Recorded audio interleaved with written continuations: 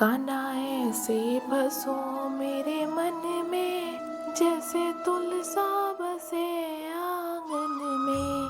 कान्हा ऐसी बसो मेरे मन में, जैसे तुलसा बसे आंगन में। जैसे फूलों में खुशबू है बसती, जैसे फूलों में खुशबू है बसती, पर हमको नजर नहीं आती।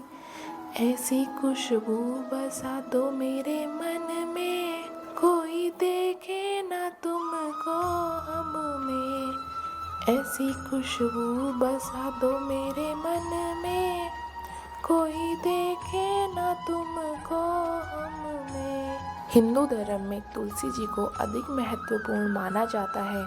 यह बहुत ही पूजनीय और पवित्र होती है।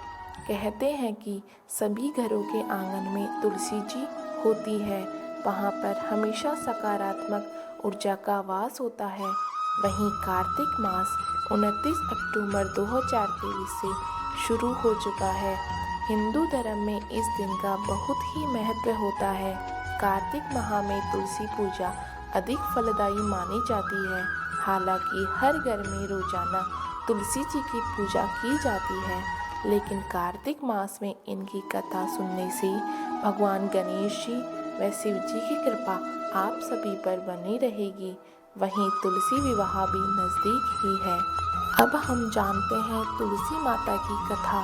तुलसी से जुड़ी एक कथा बहुत ही प्रचलित है।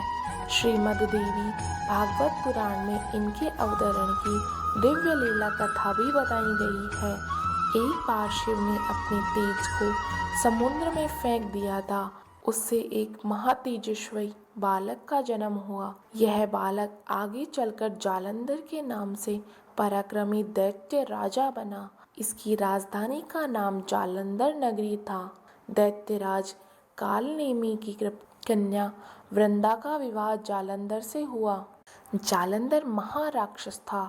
अपनी सत्ता के मद में चूर अपनी माता लक्ष्मी को पाने की कामना से युद्ध किया, परंतु समुद्र में ही उत्पन्न होने के कारण माता लक्ष्मी ने उसे अपने भाई के रूप में स्वीकार किया। वहां से पराजित होकर वह देवी पार्वती को पाने की लालसा से कैलाश पर्वत गया। भगवान देवादिदेव शिव का ही रूप धर कर माता पार्वती के समीप गया, परंतु माँ ने अपने योग बल से उसे तुरंत ही पहचान लिया तथा वहां से अंतर्ध्यान हो गई। देवी पार्वती ने क्रुद्ध होकर सारा वृत्तांत भगवान विष्णु को सुनाया। जालंधर की पत्नी वृंदा अत्यंत पतिव्रता स्त्री थी। उसी के पतिव्रत धर्म की शक्ति से जालंधर न तो मारा जाता था और न ही पराजित होता था। इसीलिए जालंधर का नाश करने के लिए वृंदा के पतिव्रत धर्म को भंग करना बहुत जरूरी था। इसी कारण भगवान विष्णु ऋषि का वेश धारण कर वन में जा पहुँचे, जहाँ वृंदा अकेली भ्रमण कर रही थी। भगवान के साथ 2 मायावी राक्षस भी थे, जिन्हें देखकर वृंदा भयभीत हो गई। ऋषि ने वृंदा के सामने पल में दोनों को भस्म कर दिया। उनकी शक्ति देखकर वृंदा ने कैलाश पर्वत पर महादेव के साथ युद्ध कर रहे अपने पति जालंधर के बारे में पूछा। ऋषि ने अपना माया जाल से 2 वानर प्रकट किए। एक वानर के हाथ में जालंधर का सिर था तथा दूसरे के हाथ में धड़। अपने पति की यह दशा देखकर वृंदा मूर्छित होकर गिर पड़ी। होश में आने पर उन्होंने ऋषि रूपी भगवान से विनती की कि वह अपने पति को जीवित करे, उसके पति को जीवित करे। भगवान ने अपनी माया से पुनः जालंधर का सिर धड़ से जोड़ दिया, परंतु स्वयं भी वह उसी शरीर में प्रवेश कर गए। वृंदा को इस छल का जरा आभास नहीं हुआ। जालंधर बने भगवान के साथ वृंदा पतिव्रता का व्यवहार करने लगी, जिससे उसका सतीत्व भंग हो गया। ऐसा होते ही वृंदा का पति जालंधर युद्ध में हार गया। इस सारी लीला का जब वृंदा को पता चला तो उसने क्रुद्ध होकर भगवान विष्णु को शिला होने का श्राप दे दिया तथा स्वयं सती हो गई। जहाँ वृंदा भस्म हुई वहाँ तुलसी का पौधा उगा। भगवान विष्णु ने वृंदा से कहा, हे वृंदा, तुम अपने सतीत्व के कारण मुझे लक्ष्मी से भी अधिक प्रिय हो गई हो।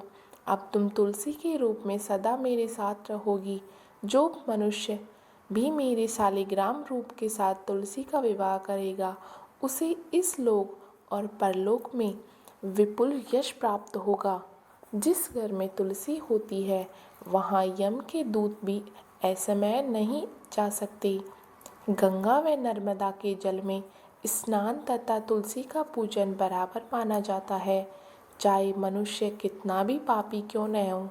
मनुष्य के समय जिसके प्राण मंजरी रहित तुलसी और गंगा जल मुख में रखकर निकल जाते हैं, वह पापों से मुक्त होकर वैकुंठ धाम को प्राप्त होता है। जो मनुष्य तुलसी व आंवलों की छाया में अपने पितरों का श्राद्ध करते हैं, उसके पितर मोक्ष को प्राप्त हो जाते हैं। उसी दैत्य जालंधर की यह भूमि जलंधर नाम से विख्यात है। सती वृंदा का मंदिर मोहल्ला कोट किशनचंद में स्थित है। कहते हैं इस स्थान पर एक प्राचीन गुफा थी जो सीधी हरिद्वार तक जाती थी। सच्चे मन से 40 दिन तक सती वृंदा देवी के मंदिर में पूजा करने से सभी मनोरथ पूर्ण होते हैं। हमारे द्वारा दी गई जानकारी आपको कैसी लगी?